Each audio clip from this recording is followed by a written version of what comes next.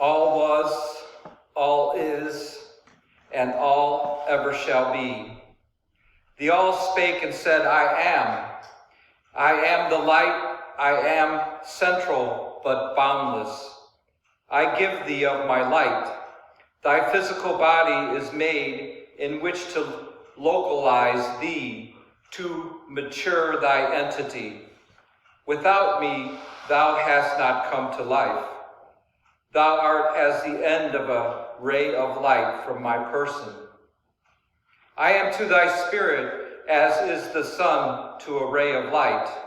I am the light that illuminate thy soul.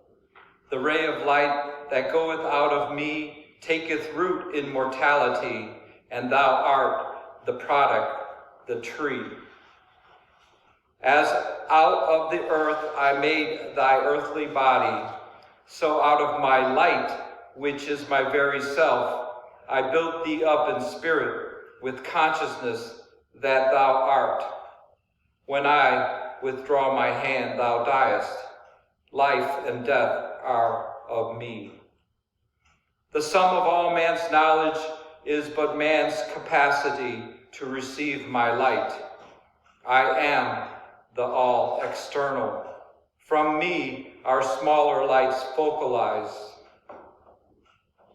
Those passages are from the OAHSPE Bible, chapter 1 and 2 of the Book of Inspiration. Good morning. Good morning. I thank the Tabor Townsend Healing Sanctuary here at the National Spiritual Alliance in Lake Pleasant, Massachusetts, for the opportunity to speak to you today. The subject is light. We live in a time when the true truths which have been hidden for so long can now be revealed. Enlightenment is bubbling up in all the corners of our tiny planet. It seems like Earth has been made so much smaller through technology. You and I are blessed with the World Wide Web and the internal combustion engine. Through the proper use of our advancements, we can attain peace on earth and goodwill to all mankind. Individually, we must do our part to carry our load, carrying and sharing our light. We are enjoying the fruits of the labors of those who came before us. Let our light blend with theirs. The OAHSPE Bible defines what an individual's light is. In chapter 2 in the Book of Discipline, it reads, That whatsoever giveth joy to thy fellow and rendereth peace and goodwill unto all shall be called light. To make another's burden light, to encourage him unto strength and happiness shall be called light. To be forever imparting cheerfulness shall be called light. And lastly, thou shalt discover the good in thy neighbor and laud him therefore. For this is the method of raising him higher. This is called light. I know from personal experience, an individual can choose or not choose to be of the light, to live in acceptance of others or try to control others. I don't believe we are put into the physical body just to be trapped in carnality, to experience the fleeting natures of pleasure and pain or happiness and sorrow, to be a victim or a victimizer forever on the stage of life.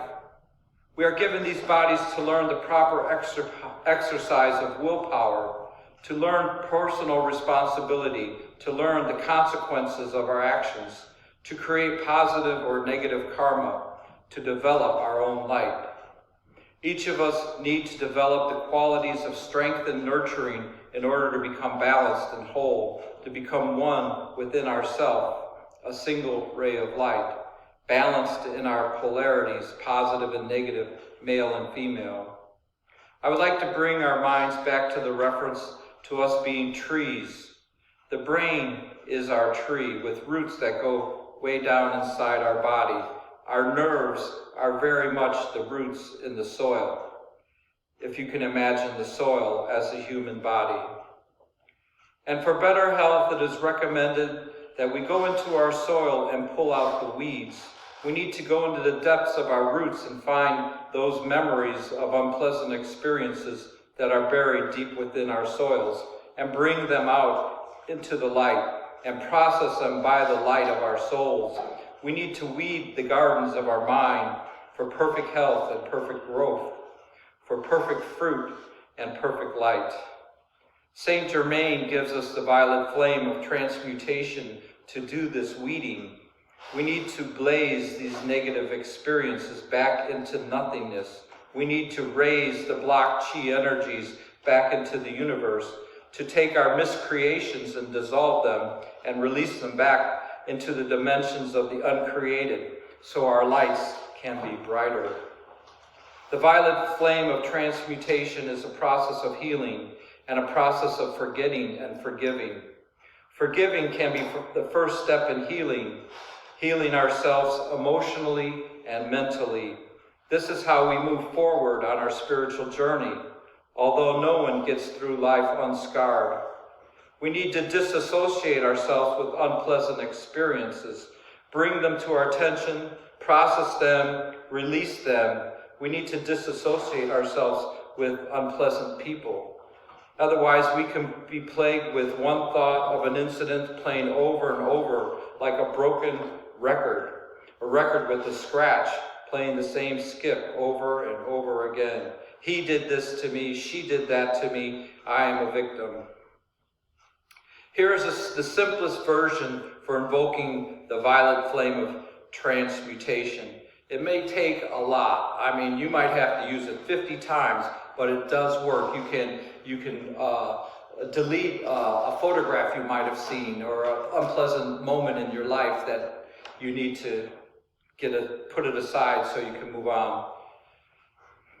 It goes like this. O violet flame, come violet flame, and blaze and blaze and blaze. And then you insert your negative experience. And then you follow that up. O violet flame, come violet flame, and raise and raise and raise. Then you insert your negative experience that you want to dissolve. And so you do that over and over again until that moment in time is vanquished from your mind. This works to weed the garden of our mind. As well, in our daily life review, we can find in our memory banks those experiences that have negative consequences in our life and forgive the other self that hurt you and release it for good forever. This is spiritual alchemy, to make lead into gold, to make good from bad, to remove the dross from our mental, emotional, and spiritual bodies, to free ourselves from darkness and bring in the light. Forgiveness is defined as a deliberate decision to release the feelings of resentment or vengeance toward a person or a group who harmed you, regardless of whether they actually deserve your forgiveness. The great Mabel Riffle of Camp Chesterfield, Indiana, shares her mantra to move on from our unpleasant memories. It goes like this. Forget the past and live anew, and remember, soul growth is the thing for you. Forget the past and live anew, and remember, soul growth is the thing for me. More on Mabel Riffle seance teachings are on YouTube from the John Mullock tapes. We need to review those times we may have hurt the other self and ask them for forgiveness, and forgive ourselves for having hurt the other, if that be the case. Like Jesus said, go and sin no more. We all should move out of the old body of thought and be born anew. Every day should be a new adventure, like when we were little kids. The saying from Jesus found in Matthew 18, chapter 18, verse 3. In order to enter the kingdom of God, we must become as little children. That is simple, isn't it? Saint Germain states in his I Am teachings from the 1930s, the quickest way to end an issue or a conflict is to stop talking about it. It can be that simple. Try it in your lives with your families and their drama. People can be like broken records that repeat the same line. Eckhart Tolle wrote about the pain body and its need to come out and feed on somebody else's pain. Watch out for other people's pain bodies that try to trap us. Watch out for it as you go through your day. It is a surprise how many times we are baited to fight or argue with a loved one, by a loved one, and their pain body. Where do you want to live, in the light or in the dark? Ask any child, they would prefer the light. They wake up ready for a new experience. They let go of the previous day's experience. They process their emotions by throwing themselves on the floor and kick and cry and scream, then eventually get up fresh and new. Those wonderful toddlers. When you live in the light, you outgrow old thought forms. When we live positively with natural law, there is a natural progression into a greater light. Let us learn a lesson from Snake. Let us shed our skins, give up the old you, grow into a fresh person, grow into our individual divine potential, loving others as we wish to be loved. So live in the light, your highest light, now. Don't be afraid to love. I feel I'm preaching to the choir. We spiritualists need to be examples of light. And when you go home, you are challenged to hold that light as your old life returns. We have tools governed by natural laws such as cause and effect. We should give that which we wish to receive. We use our willpower. We use our soul force. We use the volition of our spirit. We, the spirit, have two servants, the mind and body. This path of light that we are on as we live on earth can lead us to spiritual abundance in the spiritual world. The facts of spiritualism demonstrate that life continues and that our souls are immortal, that through spiritualism's noumena and phenomena, the two worlds can talk to each other. Proof palpable. It is that easy. This is spiritualism's light. We spiritualists know that the spirit world is as substantial as the material world. This knowledge has been taught in private circles and publicly published since 1848, the advent of modern spiritualism, proving life after so-called death. This is spiritualism's light. There is no phase of life that spiritualism does not reach. For example, if spiritualism was removed from the Bible, it would become a history book. Spiritualism elevates and ennobles all that it touches. Most founders of religions and saints produce or experience spiritualistic phenomena. This is spiritualism's light. We are bound to accept the fact that death only shifts the scenes and transfers the actor from a material stage of action to a spiritual stage of action. Death brings us face to face with ourselves. Let us purge ourselves now from the negatives and radiate our lights. There is no eternal darkness for a spiritualist.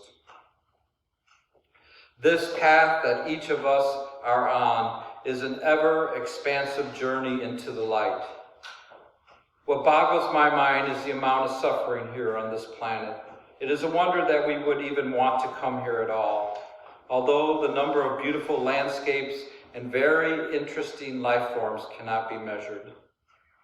The human mind needs to heal. The human heart needs to love. The human needs to love and heal Mother Earth. I believe Mother Earth can provide enough for all her creatures. The earth is not separate from God. The earth and all life on earth is God. The mustard seed had to die to become the bush. Our Creator transformed into creation. Force acting on matter has created consciousness. So creation is not separate from God. Creation is God, the mind of God. If God removed her mind from creation, all would die. The seed must grow to full potential. We are those seeds planted by God, designed to reach maturity here in earth life, and then be harvested by the beautiful white mother, death, as called by Cora Richmond. Cora was pulled from school at the age of 11 and spent the rest of her life giving lectures upon subjects such as the gyroscope, sewing machine, geology, world history, levels of the spiritual world, prophecy, healing, religion, spirituality, emancipation of the slaves, women's rights, fair treatment of the red man. Cora was fearless in the face of adversity. So much more should be said on her behalf. She was a public figure who was purposely ignored by Main Street historians. The first president of the NSAC, Harrison D. Barrett, in 1895, wrote a great book called The Life Work of Cora L.V. Richmond. Cora pastored the Church of the Soul in Chicago for 50 years. Back then, a male-dominated society.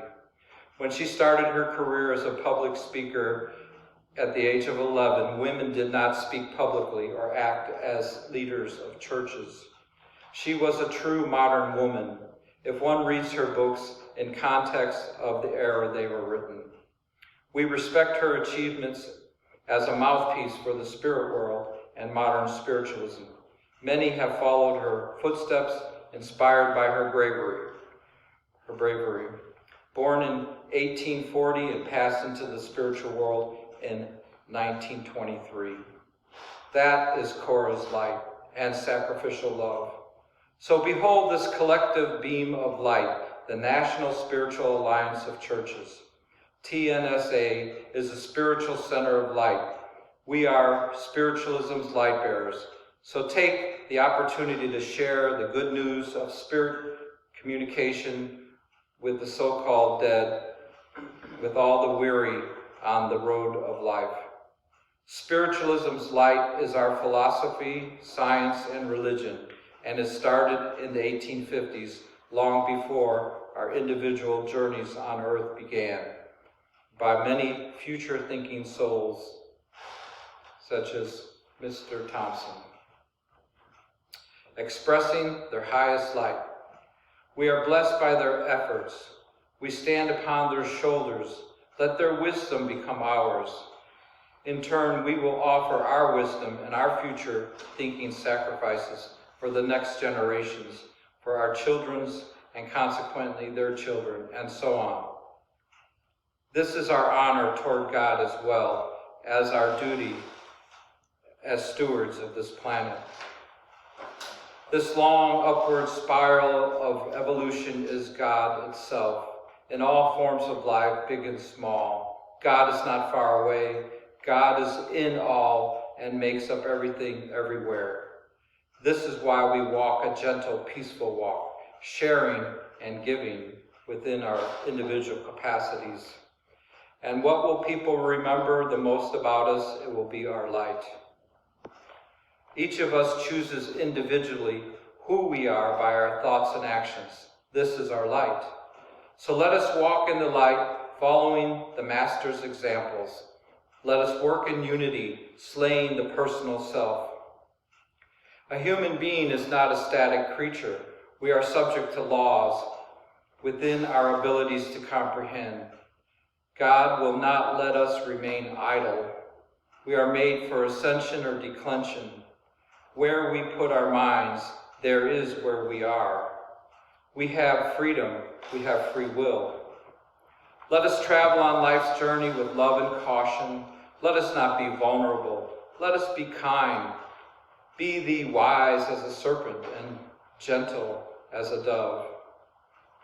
And Mabel Riffle said, God put his identity in each one of us. I personally believe we can all hear God's voice. I truly believe that, but we need to ask for it and be humble.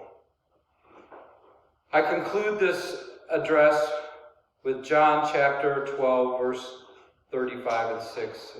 And Jesus said, walk while ye have the light, lest darkness come upon you. For he that walketh in darkness knoweth not where he goeth. While ye have light, believe in the light, that ye may be the children of the light. Thank you.